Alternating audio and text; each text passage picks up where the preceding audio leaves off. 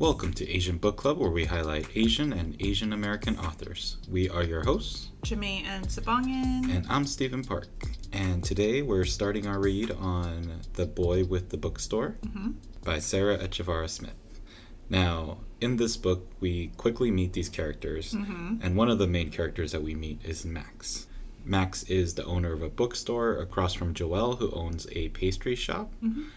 And Max's order every day at this pastry shop is an ube latte and a croissant. Yum.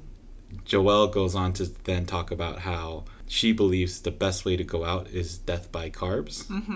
My question to you, Jamae, and me personally knowing your eating habits, I think I know the answer. But do you agree to death by carbs? Oh, yes. So if you go into a bakery, which we have several in the area, what is your major order? Like, what are your ideal things to get? So, my ideal pastry order at a bakery would be one, an almond croissant, because crunchy crunchums and nuts. I would also order choquettes, because bountiful, plenty, many, many.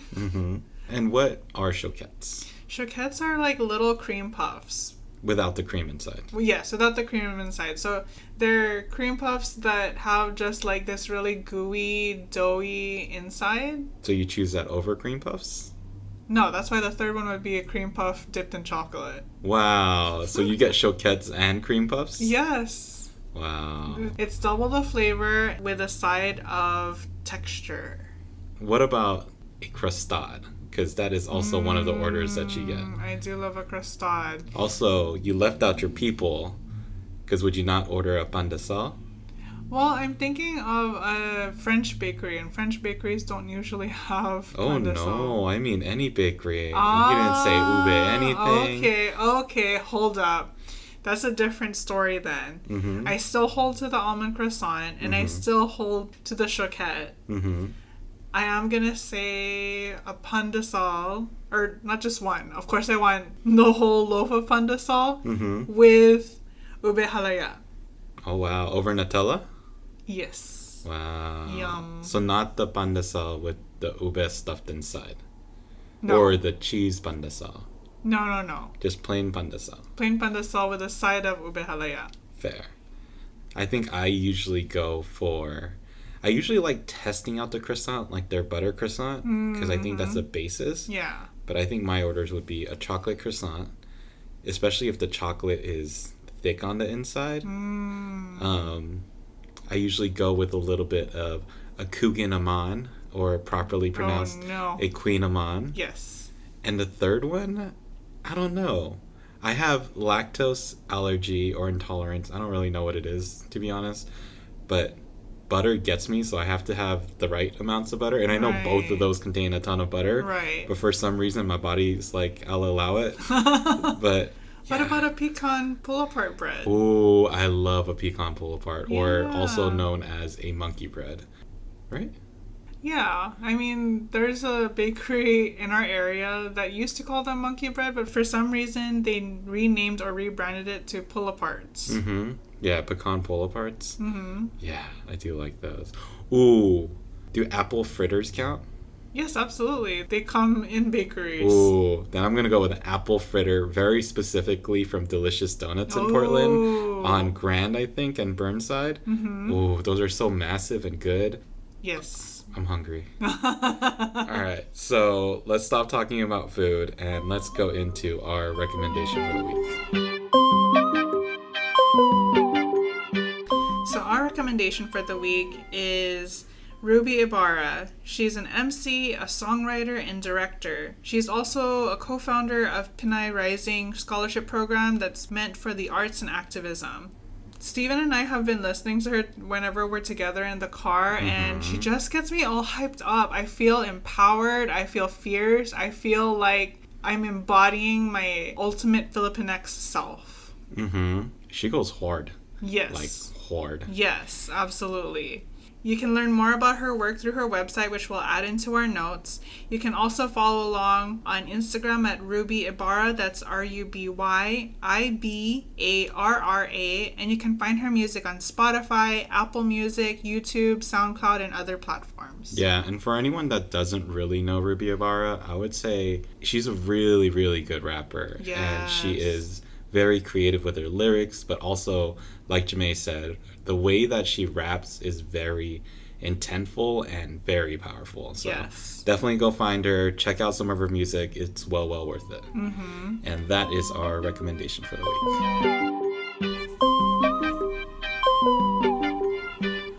Okay, so like I said, we're on our first read of The Boy with the Bookstore by Sarah Echevarria Smith. Mm-hmm.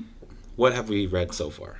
So far we started reading chapters 1 through 6, and it has 2 different points of view. Most of it is Joelle, the main character, but the other side is the supporting character, Max, right. which is one of the chapters. Right. And before we go into the details of what we read, just a little bit of content warning. Mm-hmm. There's some sexy time. Almost sexy time. Pre-sexy time. It's spicy. It's very spicy. Yes. So if you are trying to avoid that, or if you have kids in the car that you don't want them to hear sexy time, mm-hmm. I would say maybe avoid. I think it was like chapter 2 No, or it was 3? chapter 3. Chapter 3 of this book. Yes. In an audio form, but otherwise have at it. Yes. All right, so what's happened in this book so far? So we get a little bit of character introductions. We learn that Joelle describes herself as mousy and average looking, but we also get to see that she's very generous and doesn't hold any utang na loob against her family. And for those of us who don't know what utang na loob means, it essentially means debt from the inside, meaning that whenever someone does something for you, you are now indebted to that person until that is paid back. So, utang na loob. Utang na loob. What language is that? That's in Tagalog. Because one of the things we find out pretty quickly is that most of the book is written in English. She sprinkles in some Tagalog, mm-hmm. but she also puts in Ilocano, which is another language in the Philippines. Yes. Okay. So Joelle's generous, doesn't hold utang na loob. So we also learn that Joelle lives in an apartment above her parents' garage. Right. And where does she live?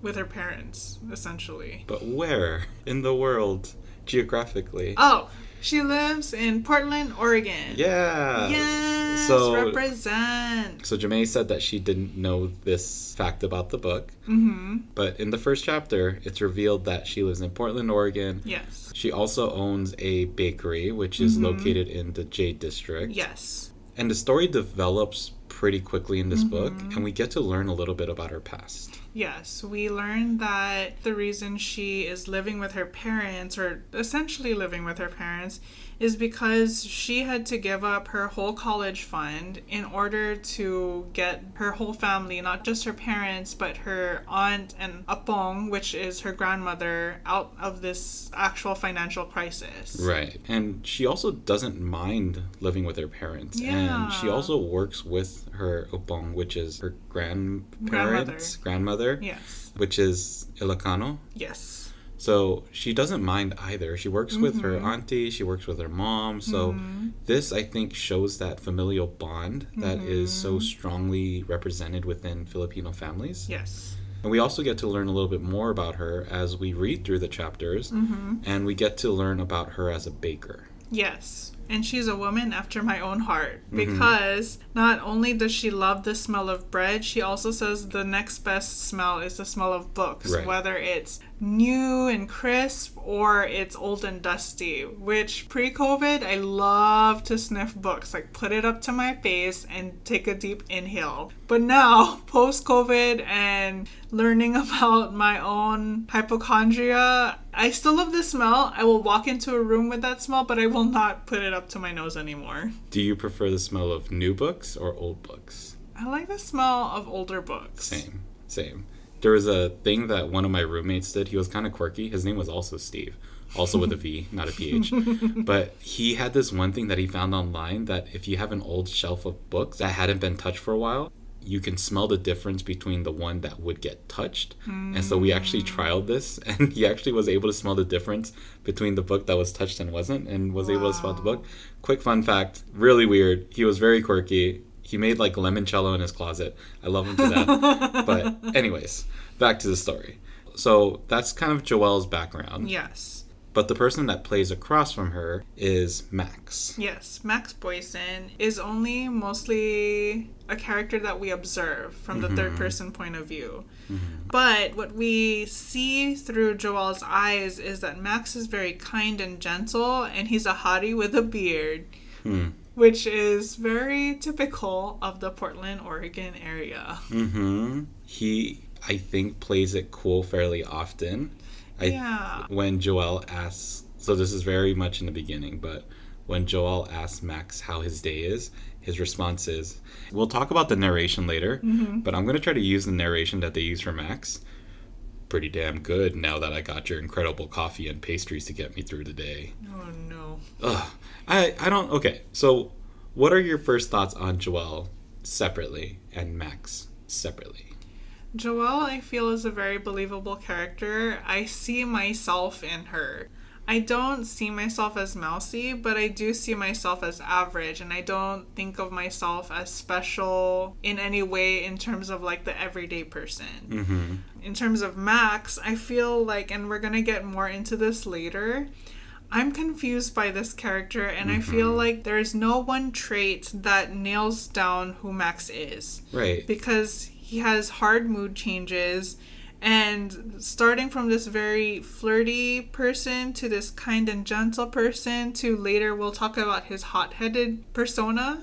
Right. I just can't figure out Max. Right. For me, Joelle seems like the Rapunzel character from Tangled. She has her sidekick, which is Pumpkin, her pet hamster. And she kind of seems like she floats across the world a little bit. Like, she works hard to get the things that she needs to get. But she seems like she knows how to kind of get there, and things work out for her. Totally. Max, on the other hand, I'm so confused about. Okay, so firstly, he's white, right? Yes. Like, he has to be. They don't ever mention it, but... He is white AF. Yes. So in the first chapter, Joelle calls him a bad boy. And then says... but he runs a bookstore. And then Max goes on to bite into a croissant and moans. I'm like, what kind of bad boy is this? Who? So I don't know. It was weird. For me, when I think of quote unquote bad boys, it's not someone that moans at a croissant. Or moans in public. Yes. So, I don't know. I don't know personally if I like Max, to be honest. We'll get into more of the details of why that may be. Yes. But based on the book, and this is a romantic novel. Yes. I'm fairly certain that it's all about Max and Joelle. And eventually they're going to end up together. Probably have some sexy times. But... some or a lot? I don't know. We'll talk about the narration. Yes. But obviously they're going to end up together. So let's talk about that piece. We know they're going to end up together, but I didn't realize how quickly they were going to mash into each other. Right. Into that splash of spicy, almost sexy time. Right. Which is what happens in chapter 3. Yes. So we know that Joelle and Max have been crushing on each other. Well, we know that Joelle's been crushing on Max, because a lot of the story is told in first-person narrative, and it's a lot told through Joelle's eyes. So we know that Joelle has been crushing on Max. We can assume until chapter 5-ish that Max is also somewhat crushing on Joelle. Right. I think even before Max's chapter, I already assumed that he liked Joelle just because he visits every day, 1. Right. He flirts with her, 2. And 3, is very much known among her family members. See, if I really liked an ube latte and a croissant, I would joke with the person, which could be seen as flirty. I'd visit often. And parents just love me, so it's all good. I mean, yeah, clearly he seems like he also likes Joelle. Right. So it's convenient that they're crushing on each other because they're next door neighbors, essentially, in terms of their business. Right. Max's bookstore is just a ways down to Joelle's bakery. Right. It sounds like it's even just across the street. Yes, exactly. Like they can see each other through each other's storefronts. Yes. Yet, they haven't asked each other out in a year, which kind of confuses me. If Max is a bad boy, where is the swag here? Once again, he's moaning at a croissant. I don't know if he's a bad boy. He may wear the leather jacket, which is what I assume Max is wearing, but I don't know if he's a bad boy. For sure, for sure. So, chapter 3, I was not expecting it. Steven read this before I did, so I knew to look out for it. But even so, even with the warning, I didn't think that it would happen so quickly. And it started because of Joelle talking about her last meal, which was a baguette with bone marrow. Right. And when Max asked, how exactly do you eat bone marrow? Joelle's answer was tonguing and sucking and licking it. Right. Just use a spoon, Joelle. Yeah, use a spoon. It's the tool of your people. But also, I agree. That's the way I used to eat bone marrow when I wasn't a vegetarian. Pre-vegetarian Jamae did tongue and suck and lick it. But I would not say that in public, especially if I were at the front of the register. Right. Or any time in public. That eventually then leads to her being extremely embarrassed, but a task then led on by her tita? Or... Yes. Her tita gave Joelle a pack of adobo croissants to give to Max. Actually, I think it was her opong. No, it was Auntie Elba. Okay. Because Auntie Elba had trouble with her car, Max helped, and Max refused money. Right. So she goes over to Max's place, and to spare some of the details, they have a good time with each other. In the back of the bookstore. While someone's sleeping in the front of the bookstore. Yes. They start fooling around a little bit, kissing and, And heavy petting. Right. Some pre-sexy time stuff. Yes. And like I said, I'm not that big a fan of Max yet. Maybe I'll change. So at first when all this was happening, I was kind of just like, I don't like this.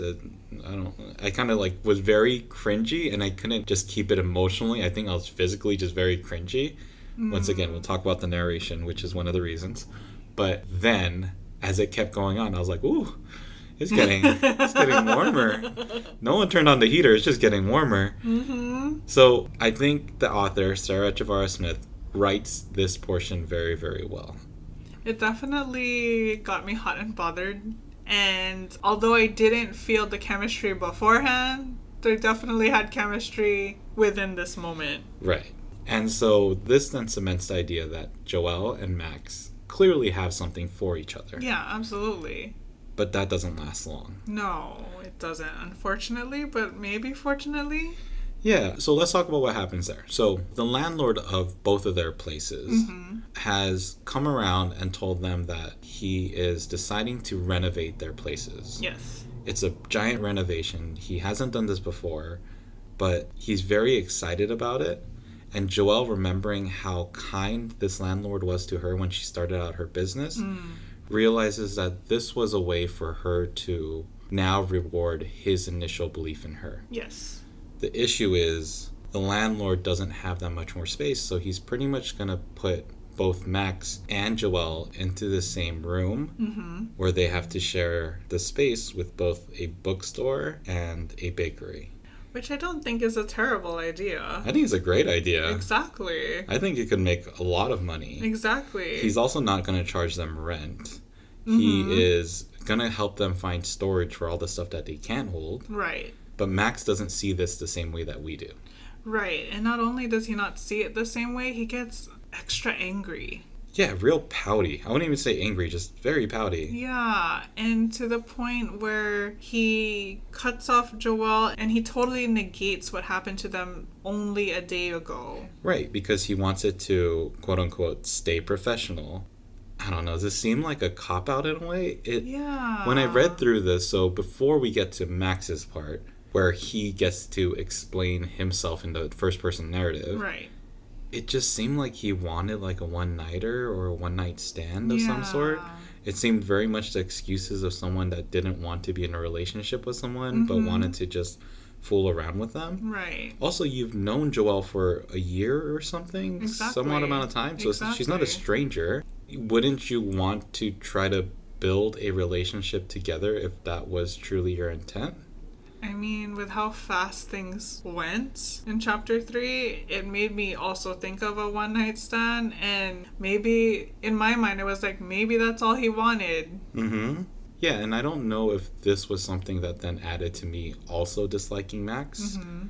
But as we read into chapter 5, which is now Max's view, he does try to describe how he was heartbroken and devastated, and he just didn't know what the right words to say were. So that's why he was so defensive against Joelle.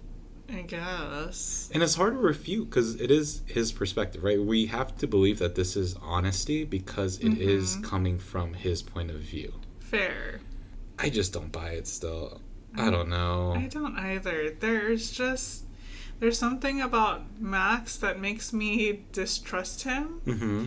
And I don't know if it's the writing or if it's just the character himself. It kind of reminds me of Queen Charlotte, for those of us who might have watched the series in Netflix, where the love interest is unreliable. Mm. So I don't know. I don't know if there is more to it than just his inner turmoil and emotions, or if there's actual trauma there. Right. Because we also find out in Max's story that there are some weird things happening in his life. Mm-hmm.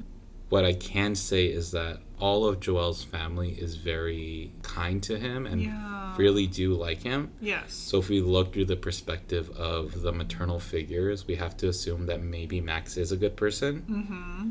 All that to say, there was a quote where Max is regretting his decision and says, "I contemplate punching myself in the face." And I was like, yes. Yes, please do it. Do it. Anyways, the other part of the story where Joelle is now progressing her business because one of her best friends is offering her an opportunity to cater. Mm-hmm. So we'll see where that goes. Yes. Where we leave off, Max and Joelle aren't on great terms. No. Joelle's business still seems to be doing great in the tiny shop, so that doesn't seem to be bad or anything wrong. Right, and Max is still getting attention from other women. Right. Which hasn't changed. Right, because he's a bad boy. Because he's a bad boy with a beard. Right. So what do we think is going to happen? I think we're still going to get Pouty Max. Mm-hmm. Hopefully, in the next read, we're going to learn more about why he's being pouty. Mm-hmm. Because I can't not think about that for the next section. Right. Otherwise, I'm going to be pouty if I don't find out a reason. Mm-hmm. I'm also thinking about how the back cover was talking about they find out the reason why this renovation is happening, and I think that's going to happen soon. Fair.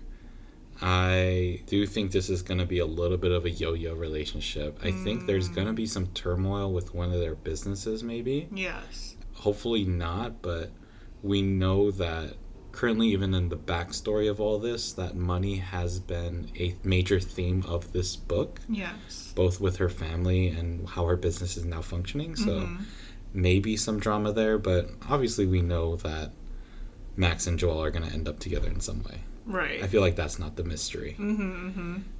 Okay, so before we end, let's actually talk about the narrator of the book. So we're going to separate this discussion between complaints and our joys. Okay. So let's talk about the complaints first. Okay, so complaints first. I am not a big fan of the way that she reads. So you're talking about the narrator, the right? narrator. And there are two different narrators. Yes, you're right. Okay, recant that statement. I'm not a fan of the way either of them read.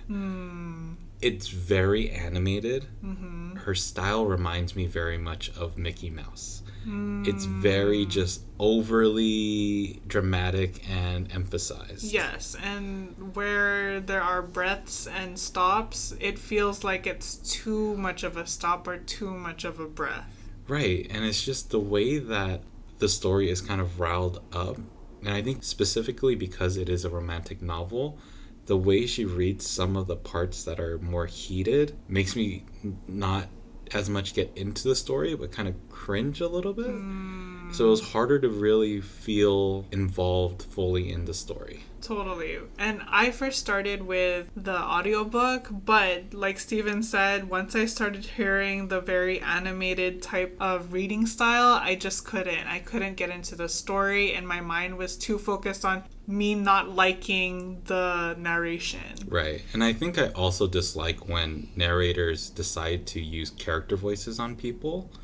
I think there are times when it's done subtly, where it's not such a big difference from the natural speaking voice. Right. But in this one, it's very, very dramatically done. Once again, this is just my opinion. I'm sure other people like that style, but Totally. I'm just not a big fan of it. Totally. The other narrator, which Jamae doesn't even know, is Max. And he talks like this, like the bad boy that he is. And it's so annoying. It's so frustrating. I cannot. It's so hard. And then in chapter 5, when he talks about how he's so sad and so... I'm like, are you kidding me? Oh my gosh, it's so bad. So those are my negatives and my cons for the narration. So my question is, are you still going to read the audiobook moving forward?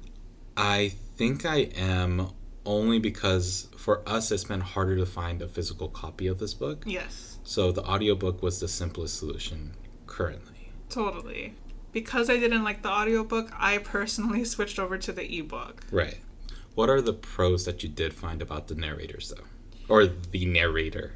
The narrator. I appreciated that she pronounced the Tagalog words, the words that I encountered in that very short period of time.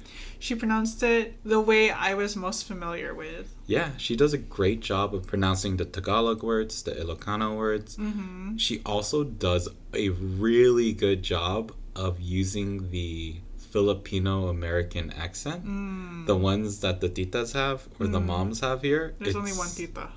Well, I just mean like the people that we know. Gotcha. And their naturalized accent from the American to Philippines culture. Totally. It's very well done. So I have no doubt that this person is someone that either is Filipino or grew up around a lot of Filipino culture.